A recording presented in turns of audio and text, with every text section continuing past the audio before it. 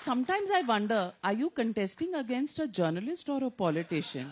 मुझे कई बार लगता है कि विपक्ष जो है वो जर्नलिस्ट के साथ चुनाव में है। नेताओं बीजेपी को तो उन्होंने खुली छूट दी है कि आप जीतिए इलेक्शन। ऐसा है कि मैं तो सिर्फ क्या कहते हैं आईना दिखाने का काम कर रहा हूँ। चुनाव तो जिसके खिलाफ लड़ रहा हूँ वो तो लड़ ही रहा हूँ। पर आप बहुत दिन आईना खुद भी देख लीजिए मनीष तिवारी जी, आप बहुत दिन के बाद मिली है, आप आईना साफ करते रह गए। आप बहुत दिन के बाद मिली है तो मैंने सोचा कि इस मौके का पूरा फायदा उठाया जाए। चलिए हम एक दूसरे को एक एक आईना गिफ्ट करेंगे, लेकिन मैं आपको आप ही का एक वाक्य सुनाना चाहती हूँ। कांग्रेस का पूरा कैंपेन संविधान बचाओ की थीम पर है और आपका एक बयान 6 अगस्त 2019 को आर्टिकल 370 के खात्मे के बाद हो रही चर्चा में आपने लोकसभा में कहा। पहले सुनते हैं मनीष तिवारी जी का ये बयान।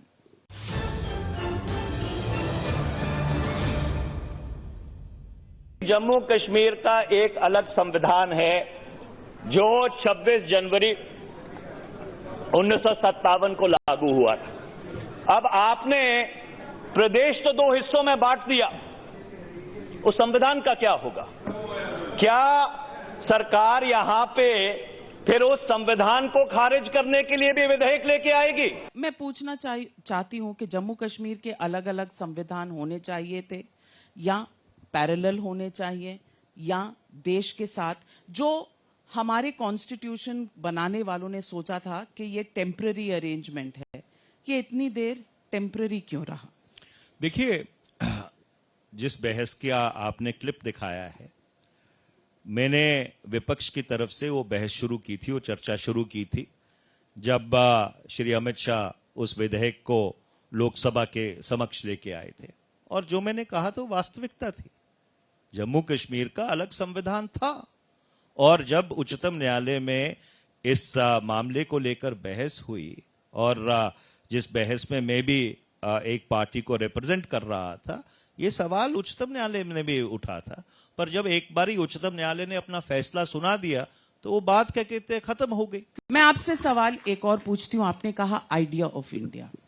आप ही की पार्टी के इंटरनेशनल कांग्रेस के जो अध्यक्ष थे, जो अब नहीं हैं क्योंकि एक बैकलैश हुआ, उनका कहना था कि वेस्ट में लोग दिखते हैं चीनियों की तरह भारतीय, नॉर्थ में जहां आप हैं हम शायद गोरे हैं, जबकि इतने गोरे भी नहीं हैं, लेकिन वेस्ट में अरबी, ईस्ट में चीनी, नॉर्थ में गोरे और साउथ में अफ्रीकन्स। क्या ये आइडिया ऑफ इंडिया है जो कांग्रेस पार्टी मानती है? देखिए, ये बयान दुर्भाग्यपूर्ण था, निंदनीय था और इसीलिए Shri Sam Pitroda Indian overseas Congress के अब अध्यक्ष नहीं है। लेकिन ये वही इंसान है जिन्होंने 1984 सिख राइट्स के बारे में कहा था, जो हुआ सो हुआ। देखिए, जहां तक श्री सैम पिट्रोडा का सवाल है, उनको अपने पद से हटा दिया गया है। तब नहीं हटाया था, अब वो इंडियन ओवरसीज कांग्रेस के अध्यक्ष नहीं है। और जहां पर राहुल गांधी के मेंटोर तो हैं। राहुल गांधी जी के अगर वो मेंटोर हैं तो फिर उनको अध्यक्षता से नहीं हटाया जाता। उनको अगर उन्होंने कोई गैर जिम्मेदाराना बयान दिया है और ये बयान पूरी तरह से गैर जिम्मेदाराना है, उनको उनके पद से हटा दिया गया है। मनीष शंकर अय्यर को भी हटाया था गुजरात चुनाव में, वापस आ जाते हैं। जहां तक 1984 का सवाल है, मैंने कई बार हर सार्वजनिक मंच से ये कहा है कि जो 1984 में हुआ वो पूरी तरह से दुखद था, दुर्भाग्यपूर्ण था, अनफॉर्चुनेट था और वो बिल्कुल भी नहीं होना चाहिए था।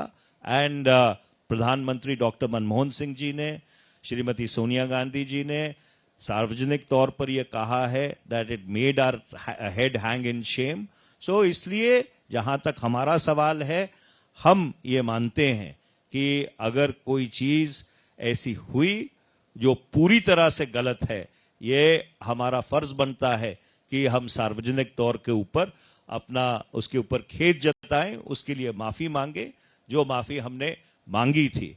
और ये बात पूरी तरह से दुर्भाग्यपूर्ण है कि कुछ जो ऐसी घटनाएं हुई जब प्रधानमंत्री गुजरात के मुख्यमंत्री थे, मैंने उनको एक बार किसी टेलीविजन इंटरव्यू में किसी सार्वजनिक मंच से खेद व्यक्त करते नहीं देखा।